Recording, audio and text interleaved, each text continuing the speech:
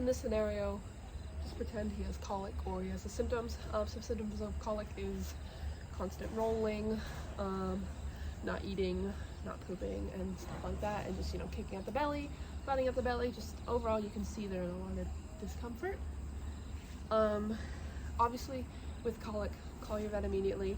Even if you just think it's mild, just in case it escalates, call your vet, get them out there, and until they get out to your property, you know, walk the horse constantly. Don't try to let them roll, and encourage them to eat. If they do start eating, it's a good sign. That's all.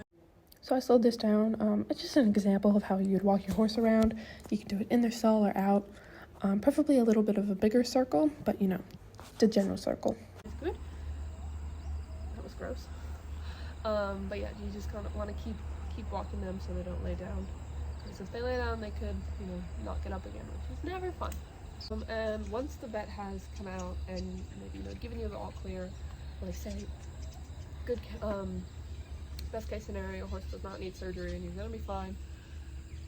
Listen to your vet and just do whatever they say to, like, for the aftercare, and make sure that your horse is being treated properly, so it doesn't happen again, like, really quickly, and they just relapse and then it's worse that time. So I demonstrated what my next steps would be.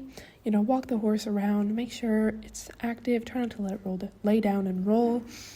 And again, I forgot to mention, after your vet leaves, make sure to keep in touch and keep a good eye on the horse, to make sure that they are okay. For the second scenario, I'm going to pretend that this horse has a cut on his heel. He is not lame, which is good. Just pointed out around where I'm envisioning the cut would be. And here's just another angle. And I would take something called Centrogen, which is like a purple antibiotic spray, and spray it on. I was just using something to demonstrate that.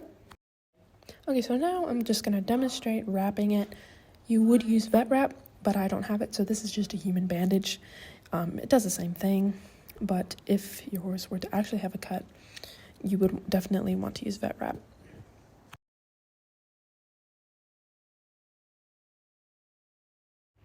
And just a different angle here, I'm continuing to wrap it around the heel as well as the hoof, just to make sure it would be secure.